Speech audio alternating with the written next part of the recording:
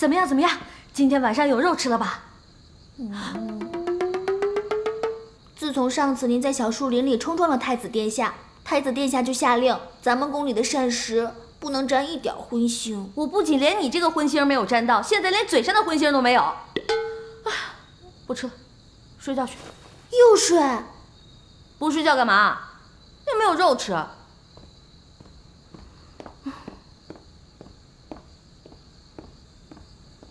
饿死了，饿死了！来个牛肉汉堡，烤2个大腰子，饿死我了，饿死我了！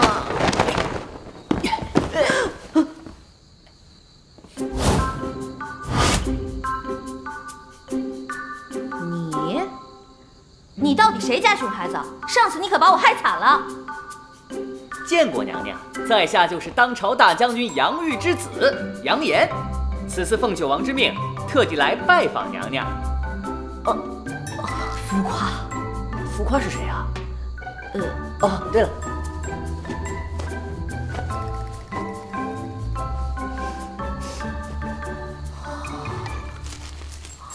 娘娘吃鸡。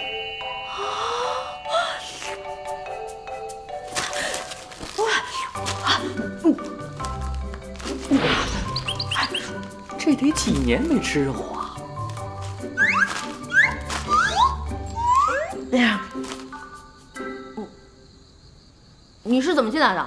哼哼，此乃本公子的独门绝学之飞檐走壁。嗨，嗨，哎呀！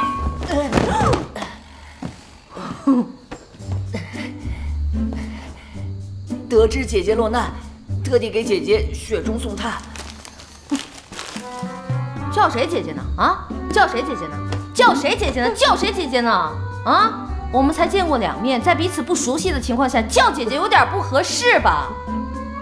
姐姐，咱们见过3次了。那次在春家花月夜，我与你有1面之缘，只不过那个时候你不认得我罢了。那日果真你也在啊，可见你与那九王的夜生活是有滋有味啊！姐姐误会了，我们是为了公事才去那儿的。我和九王都是洁身自好之人。哎，不用遮遮掩掩的，我还会在乎这个吗？下次去的时候记得叫上我。姐姐真的误会了。自从上次在春家花月夜见到姐姐，别说九王总把您挂在嘴边了，连我也时常记起您那飘逸的秀发。还请姐姐别误会，您在我心中就是那冰清玉洁的观世音，万花丛中的花仙子，从天而降的七仙女。来一盘桂花糕。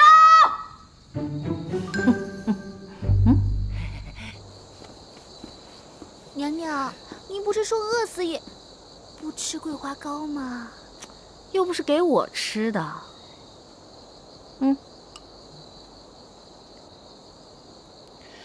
让你男女不分，我就不信我堵不上你的嘴。来吧，你不是喜欢吃这个吗？管够。谢谢姐姐。嘿嘿，别客气，再来一个。好吃吗？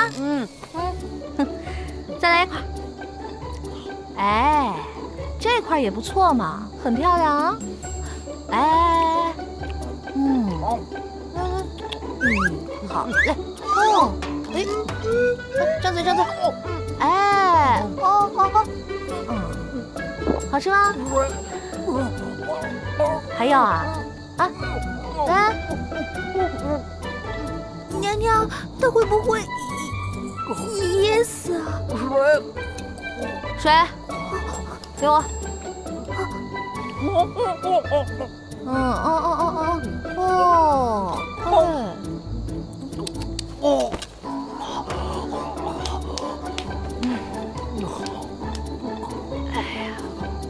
姐姐，我错了，我再也不吃桂花糕了，我再也不上树了，我再也不赶幽灵滑蛇了。在下先行告辞了啊，走了啊。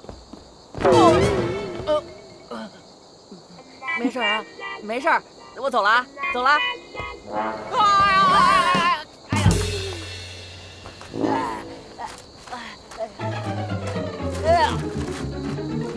娘，刚才要不是奴婢拦着您，你可真有可能创造历史上又一大酷刑呢。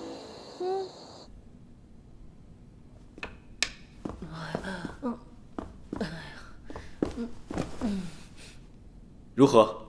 我再也不吃桂花糕了。它和齐胜的关系，是没有机会探出来。不过我差点死在那儿。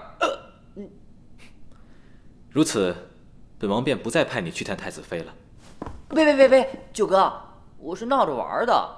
我就喜欢太子妃那样的性格，多有活力呀！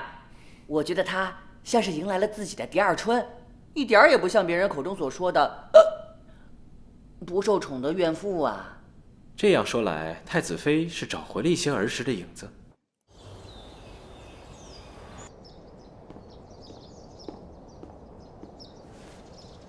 太子殿下，说，太子妃娘娘宫殿那边聚了许多人，娘娘正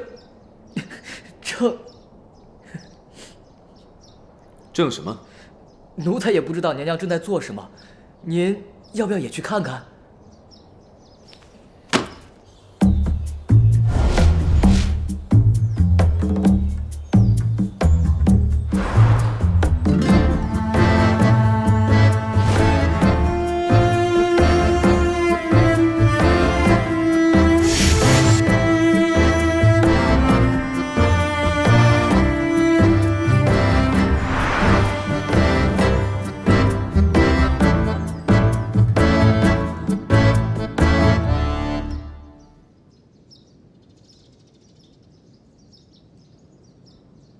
年底女儿节，我会陪你一起回尚书府。那不是回我家？是。到时候你全家上下都会出来迎接我们。我能不回吗？为什么？因为我已经是齐家的人了，所以现在我一点都不想回娘家，我也没有回去的必要。你如此抵触归宁，可是因为害怕什么东西？怕？我怕什么？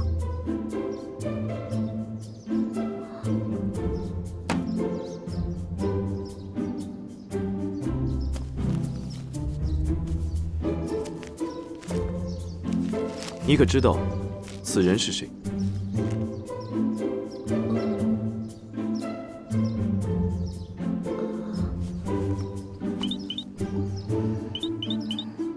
这是你母亲范氏。啊，绿莲！哎呀，绿莲，快！哎呀，娘娘，我的头又开始疼了。太子殿下，自从娘娘上次无辜落水之后，就犯下了头疼的毛病。别装了，哥这种神演技，竟然都骗不过他。给你3天时间，你最好给我一个满意的解释。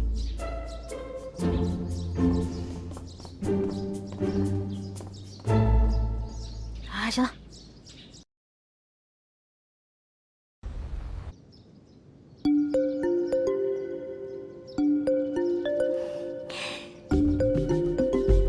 萨瓦迪卡，太子殿下，这是我特地托朋友从马来给您运供过来的水果，叫榴莲。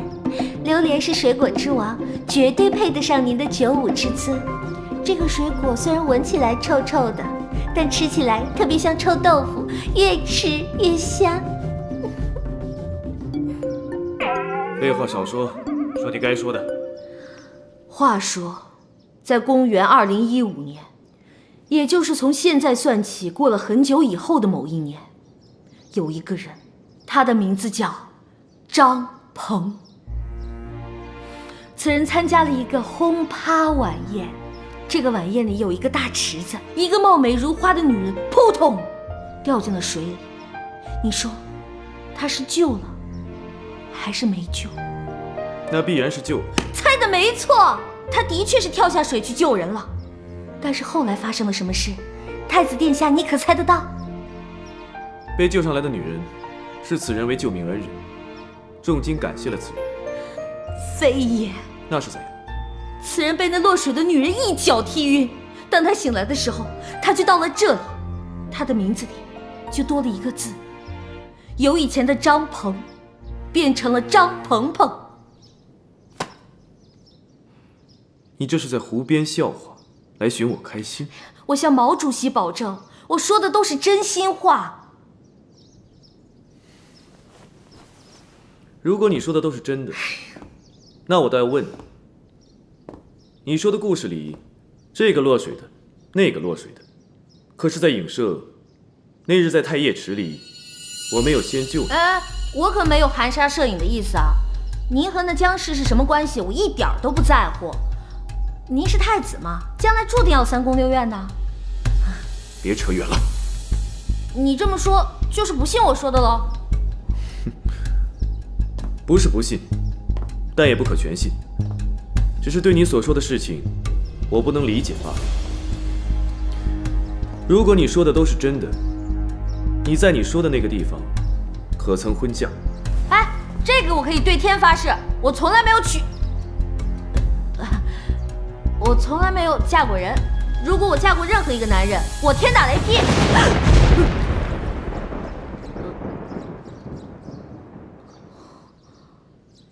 太子殿下，我给你的解释，你可还满意？容我再想想。今日，你先回去吧。那好，那我先下去了，你好好想着。记得吃榴莲哦，很好吃的哟。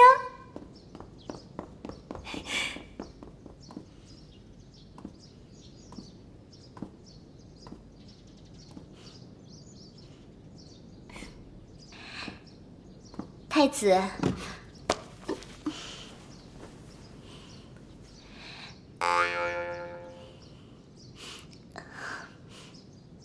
刚才姐姐所言，您可听明白了？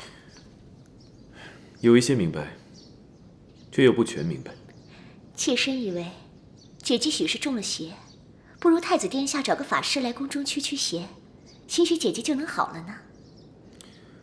记得在《世说奇谈》上曾载有一事：南杭乔氏曾有一女，一夜而变，不识亲友，不认爹娘，言行举止更是不同以往。有术士称，此女人身未变，心却换了。娘娘，娘娘您去哪儿了呀？鬼门关啊！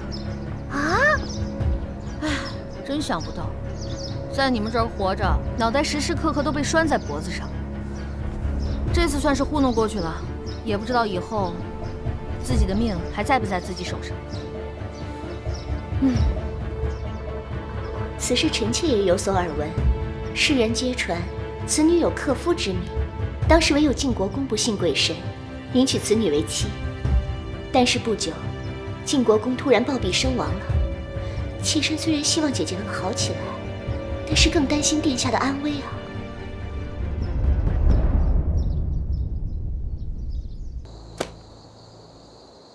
年底就是归宁之日，你要在归宁之前熟背此书。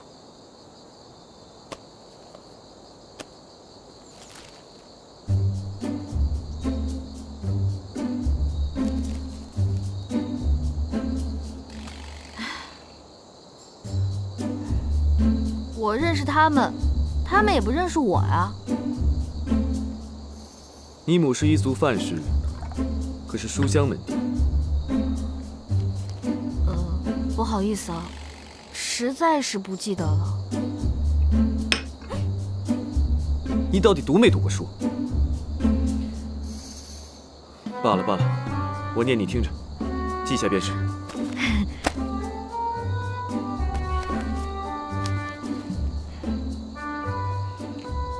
可还记得此人是谁？这位大妈看上去已经到了更年期，但是眉眼间似乎看出是个半老徐娘，风韵犹存嘛。你胡言乱语什么？这是昨天问过你的母亲大人范氏。Oh, sorry, I'm so sorry. 啊，不好意思，我有脸盲症。哎，齐老师，在你正式给我上课之前，我还有一个问题想问你。说。是不是今晚不能让人睡觉了？你以为呢？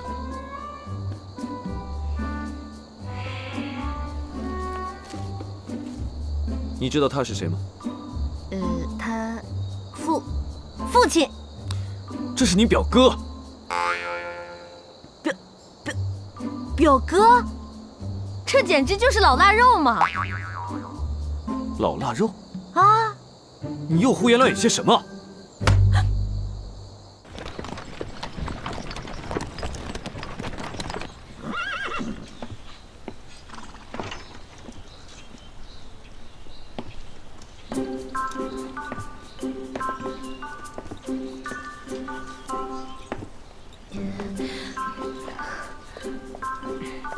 你是太子妃，注意仪态，不要贼眉鼠眼的。老大，你待会儿罩着我点儿。现在知道求我？关键是我那个小本本我都没怎么记下来，万一露了馅儿，我死得惨惨的。知道就好，一会儿看我眼色行事。好。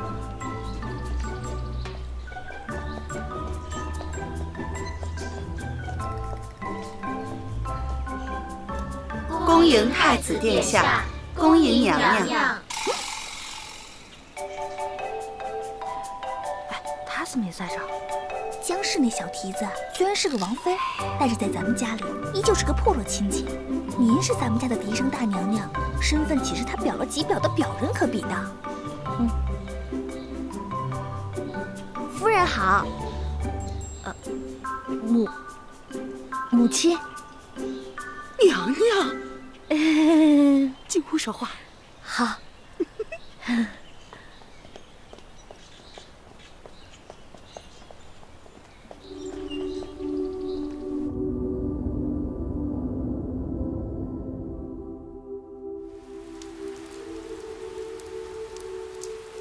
我没有想到，你竟然也回了张府。虽然短短数日不能与殿下相见，可是对臣妾来说，就是恍若隔世啊。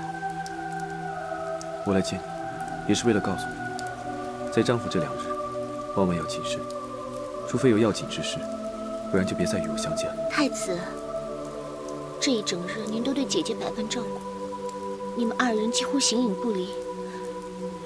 太子殿下，您是否真的被她迷了心窍？我不信，也不喜欢鬼神之说。许是我多心了，但是殿下对姐姐那般照顾，实在令臣妾难以释怀。你我自相识那日起，你便该知道，张鹏鹏永远是我们无法逾越的羁绊。臣妾知道。太子殿下，我只想问你，还记得您对臣妾许下的诺言吗？记得。还请太子殿下尽快兑现承诺。此事是最急不得的，越急越会滋乱阵脚。映月，你万不可生焦躁之心，更不可行出格之事。映月知道。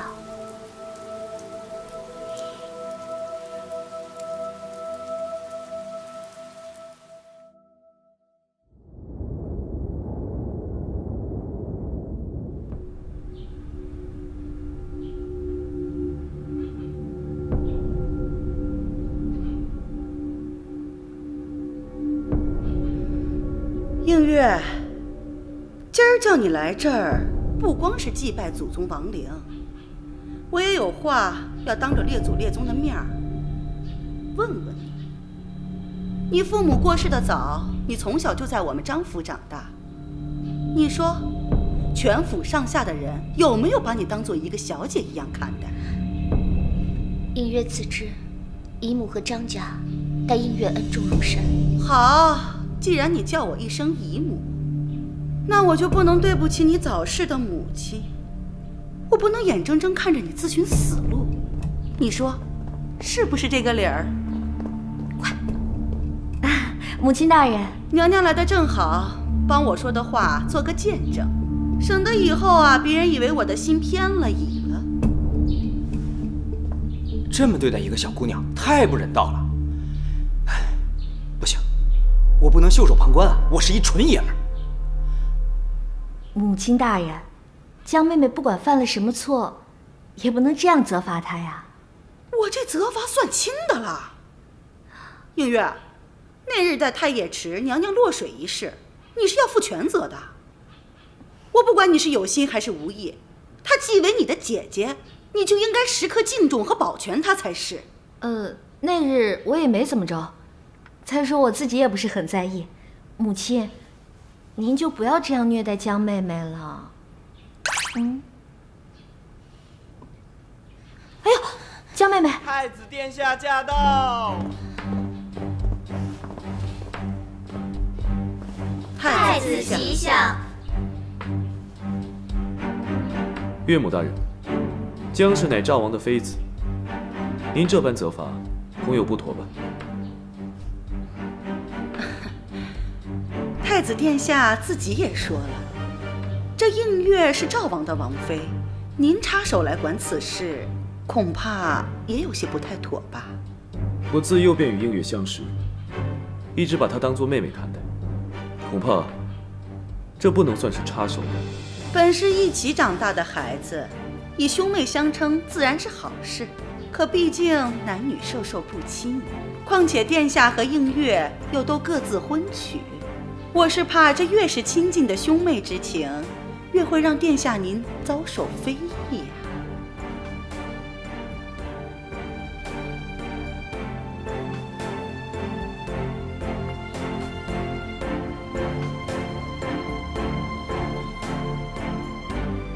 好在哥我是个怜香惜玉的人，这次就让我替你英雄救美吧。母亲大人，归宁呢本来是件高兴的事情，你说这江妹妹在这跪着，一直让祖先看着也不太好，祖先们都累了。母亲，这倒是，那就看在娘娘的份上，让列祖列宗歇歇。时候也不早了，该用午膳了，都散了吧。都散了，都散了，都散了吧啊！太子殿下，咱们也好些日子未见了，那就请移步正厅，陪我这个老人家叙叙家常吧。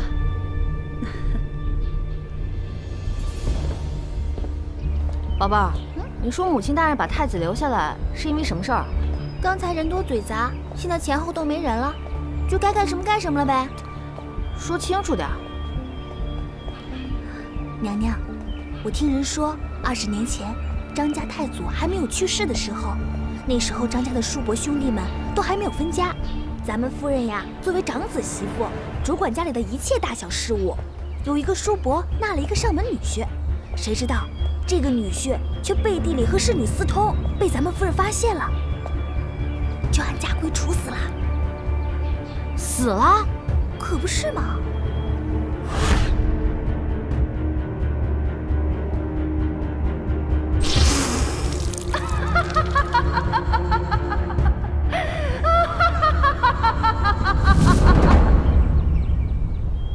好歹现在我也是个衣食无忧、吃皇粮的人，齐胜要是死在张家，那我岂不是要给他殉葬？宝贝儿，饭我先不吃了啊！娘娘，娘娘，不要，千万不要！其实你可不能死啊！我可不想给你殉葬了！不要！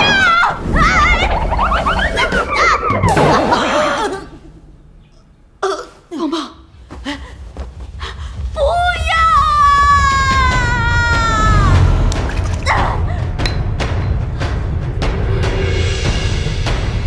棒棒，你做什么？母亲，你千万不要做傻事啊！张婆婆，你又搞什么名堂？不用急着谢我。太子殿下，您还是先回去吧。我刚才跟您说的话，请您放在心上。您放心，您说的事，我会尽快办成。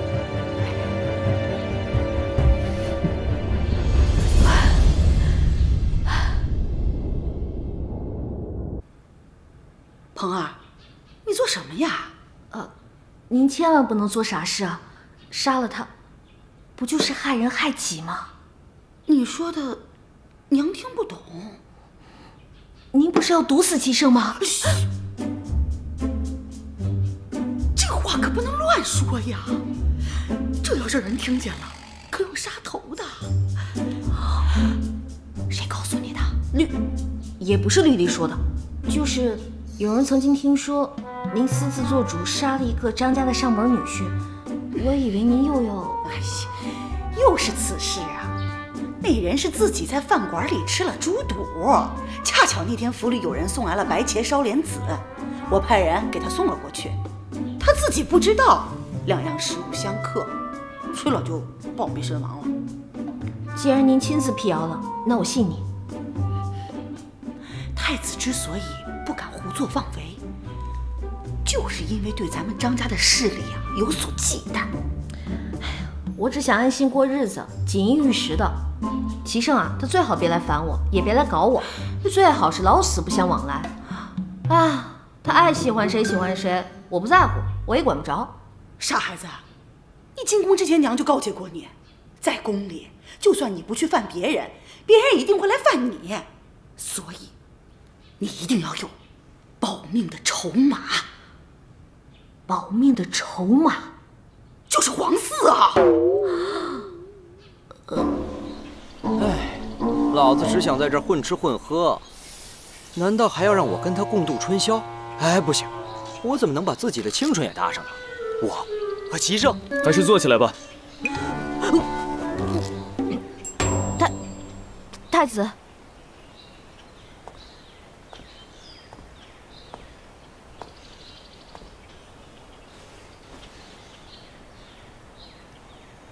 今天早晨在祠堂，还多谢你出面解围。那不算什么。太子殿下，我还有事儿，我先走了。坐下，陪我说会儿话。真的只想说说话？今日你莽莽撞撞地闯入屋中，可是担心我有什么不测？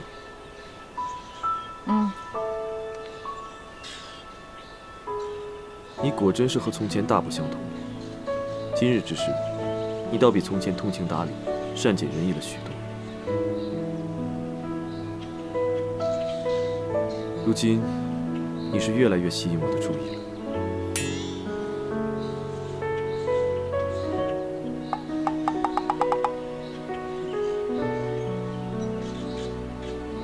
我与你成亲也有些年头了，你确实也受了不少苦，我心中多少还是有些愧疚的，也想找个机会弥补。你千万别弥补。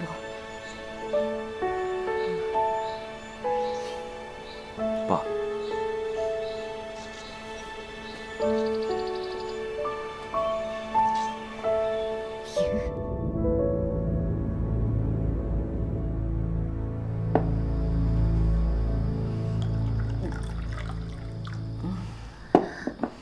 宝贝儿，我多想放肆的哭一场。别说让我给齐胜生孩子，就是他碰我一下，我也有心理阴影啊。娘娘，你这说的什么话呀？您别这样委屈自己。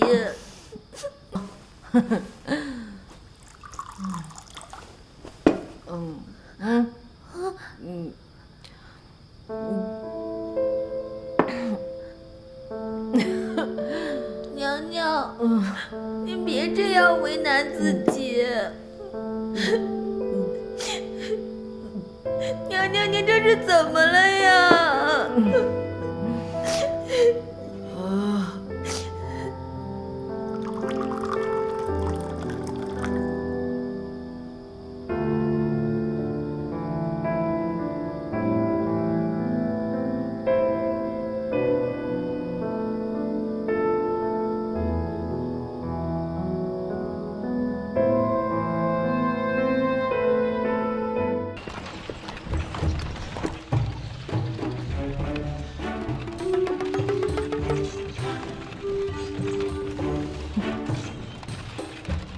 昨天晚上你和江妹妹，不是我说，你跟这赵王啊，真不愧是亲兄弟，都被江氏迷的是神魂颠倒了。哎，我跟你说，这女人啊，你是千万不能宠，你宠她一日，她对你撒娇；你宠她2日，她对你撒泼呀。哎，你若是连续宠她3日，行，哼，上房揭瓦的胆儿都有了。你对我句句不离江氏，到底是何意？我这不是和你分享我的恋爱心经跟心得吗？哎，我不是跟你吹啊，我这些知识如果出本书，不知道得受多少年轻人追捧为恋爱圣经。为何一夜之间，你又变得如此不可理喻？要我说呀，你就算喜欢这个江妹妹，也无妨，咱哄一哄，骗一骗就行了。这女人啊，再漂亮，也经不起岁月的这把杀猪刀。你给我下去！我说错什么了？下去！停车！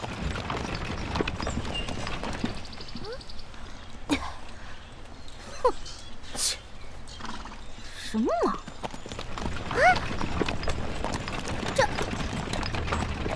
娘娘，你怎么下来了呀？被人赶下来了呗。七圣这个人情绪太不稳定。哎，我也不知道我说错什么了，发那么大的脾气。娘娘，您昨天还跟太子殿下那么恩爱，怎么今儿又不好了呀？你再说一遍，我跟太子怎么了？恩爱呀！我跟他怎么恩爱？娘娘，这种事儿就不用我说了吧？昨天晚上，你不是一直跟我在一起吗？昨天您喝醉之前，确实是一直和奴婢在一起呢。可是后来呀，您喝醉了，就吵着嚷着非要上床，然后太子殿下也来啦。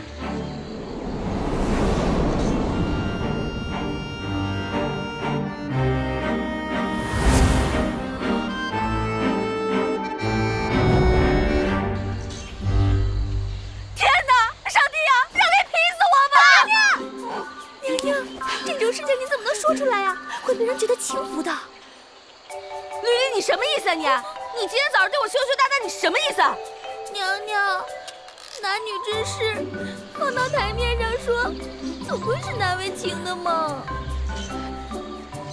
绿林啊绿林，你这是要把我掰弯了你！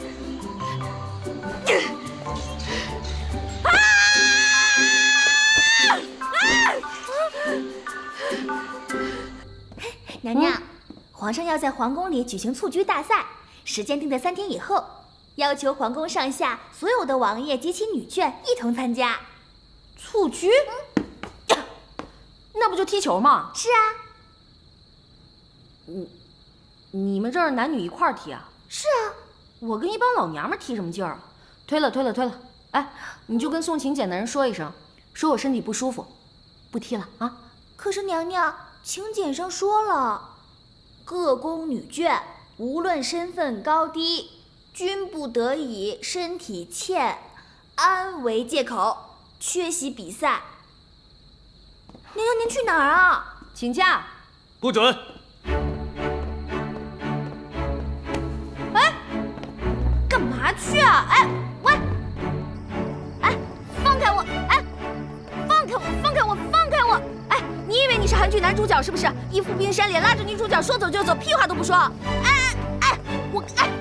我告诉你啊，你别以为你学长腿欧巴那一套就能把我迷住。我告诉你，老子最烦那一套。闭嘴！哎！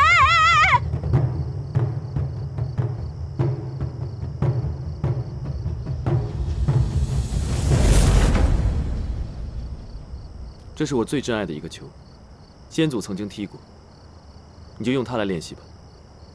哼，你要教我踢球？有何不妥？我知道你球艺不精。好，说吧，咱们怎么踢？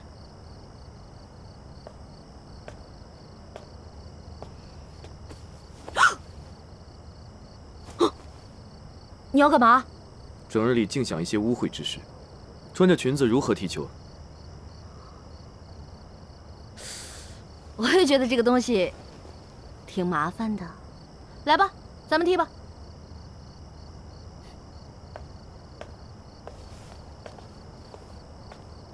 你就把我当成球门，射。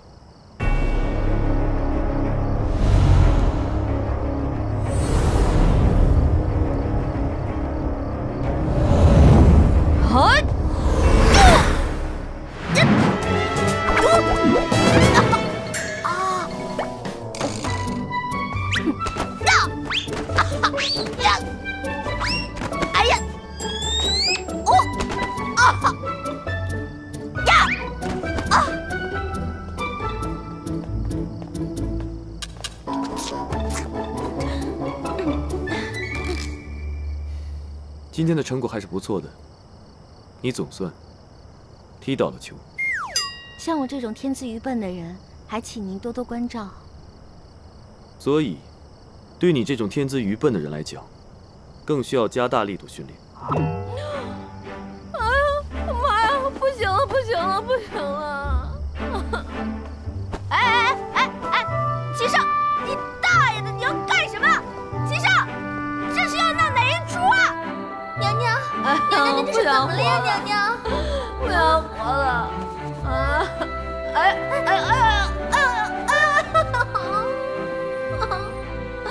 慢着，人家还有事情要问你呢。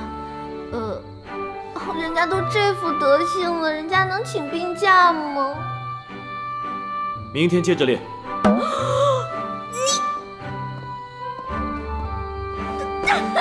这日子太难受了！娘娘，你怎么了呀？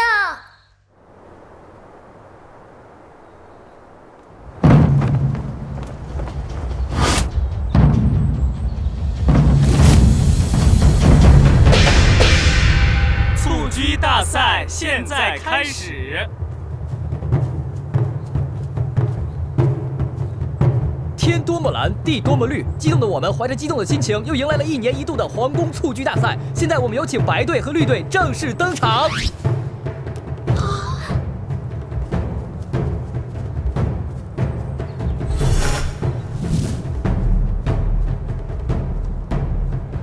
我们白队的领队是我们的赵王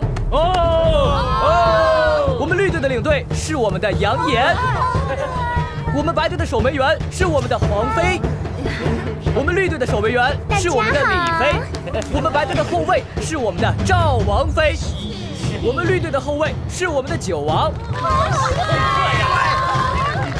我们白队的前锋是太子殿下，我们绿队的前锋是我们的太子妃娘娘。现在我们的蹴鞠大赛正式开始。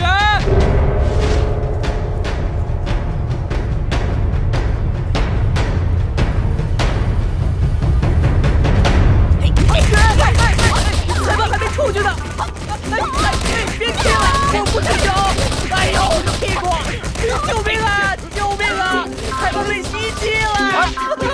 混乱中，白队的赵王抢到了球，赵王把球传给了太子齐胜，不想半路杀出了太子妃娘娘，二人在球场上纠缠着，场上硝烟弥漫，杀气四起。真是教坏了徒弟，饿死了师傅。太子妃娘娘居然抢下了太子的球，球被太子妃娘娘狠狠地射了出去，球居然进了！此时的场上弥漫着胜利的喜悦，太子妃按耐不住进球的喜悦，在场上振臂欢呼。娘娘，你怎么把球踢进自家球门了？啊，娘娘，娘娘！太子妃竟然将球踢进了自家球门，实在是太悲哀了。场上一片哗然，比分变成了0-1。赵王用头将球传给了太子，太子娴熟的在场上运球，球进了。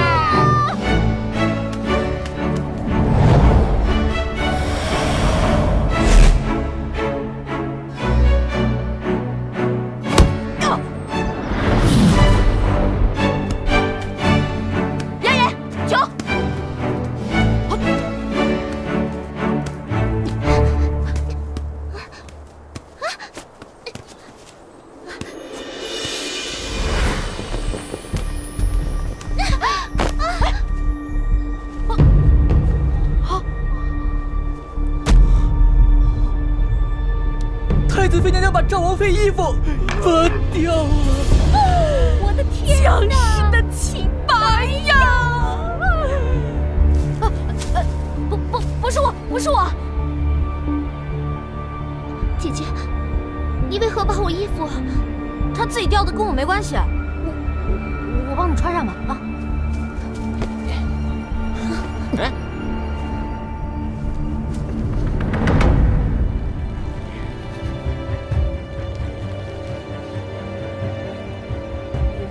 还是我来吧。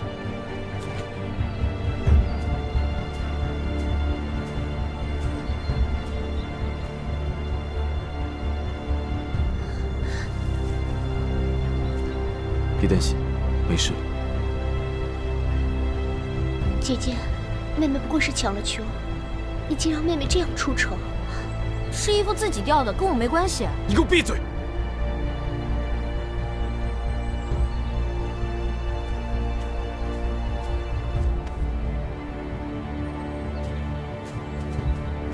他有脚，自己会走。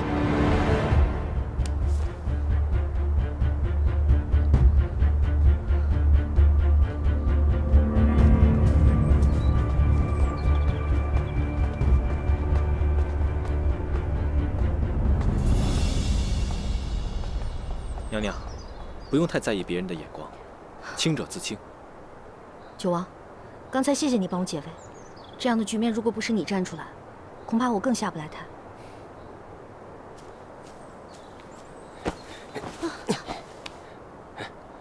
二哥，你的手臂受过伤，还是我来吧。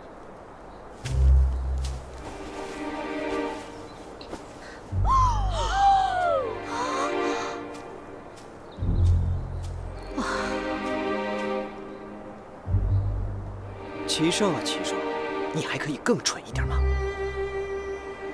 三哥一向行事谨慎，顾全大局，这回却是连我也看不懂了。说的是，他这么做是跟谁过不去啊？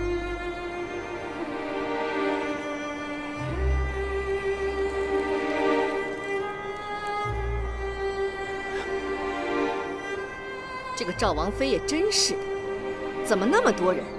就她的衣服掉了，没想到他对自家妹妹也肯下此毒手。对呀，在这宫里，谁还会顾及姐妹不姐妹的？我证明，绝对不是我们家娘娘干的。可这事儿大家都看在眼里呢。当时赵王妃旁边可只有太子妃娘娘在呀，跟我有毛关系？告诉你，我这辈子最不喜欢被人冤枉。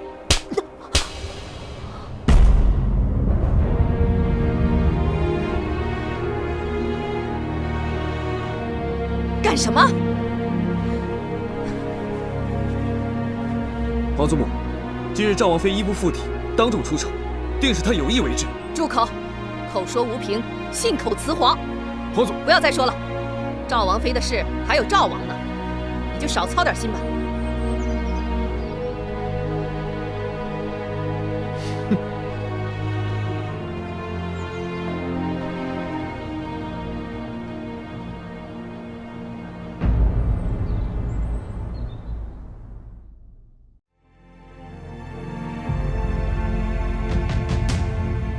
是太久，总会迷惑，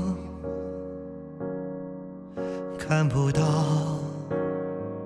却又好似丢失了魂魄，模糊我定下的原则，清晰的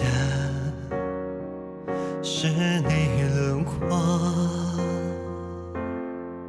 时光微笑我的被你剥落，靠近你的体温，我心跳都活泼。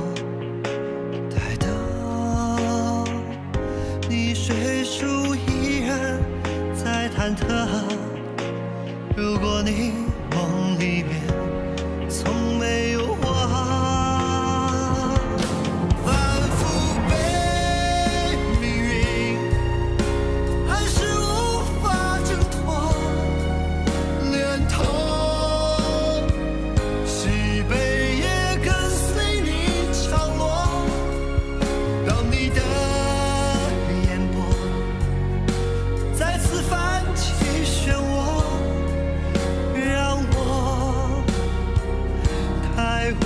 奈何，让我牵。